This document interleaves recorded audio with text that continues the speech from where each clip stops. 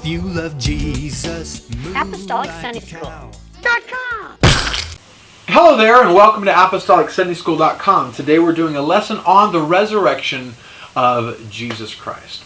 Now, Jesus was the hope of many when he lived on the earth. He had faithful followers who loved him, believed him, and rested all their hopes on him. Jesus did miracles. He taught lessons and parables. He healed those that were sick. And then all those hopes and dreams were crushed when Jesus was arrested and when he was beaten and taken to the top of Golgotha.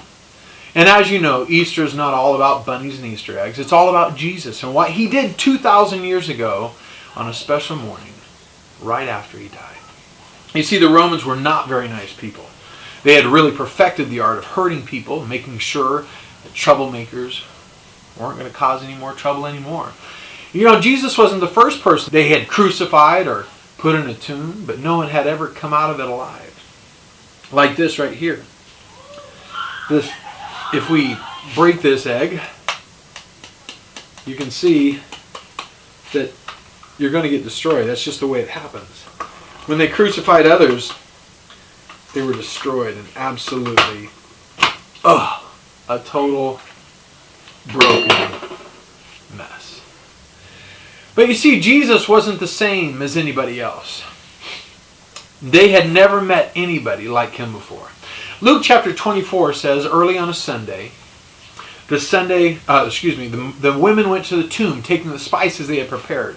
They found out the stone had been rolled away from the entrance. They went in, they didn't find the body of Jesus, and as they stood there, they're kind of confused, two men suddenly appeared unto them, clothed in dazzling robes. The women were terrified, and they bowed with their faces to the ground, and the men asked, "Who are you looking for among the dead? Why are you here looking for someone that's living among the dead? He isn't here.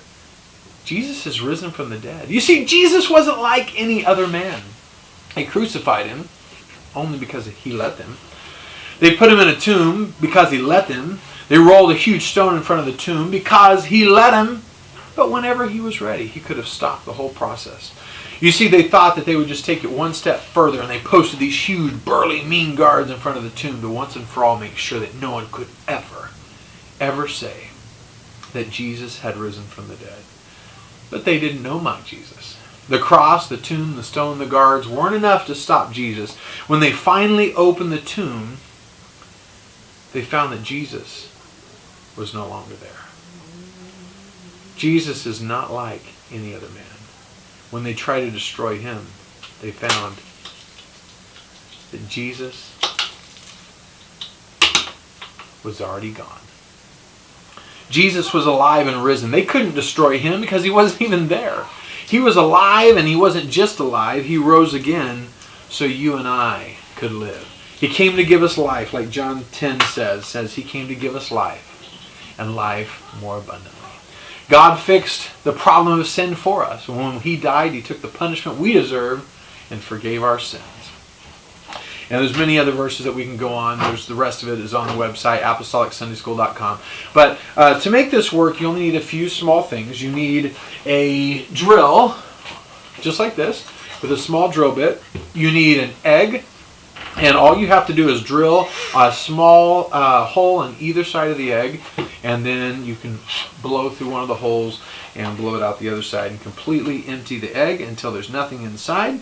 And so you have just a hollow eggshell, and then of course you have another whole raw egg, and the raw egg is what you're going to break, and then when you crush the empty shell, of course, there's nothing left.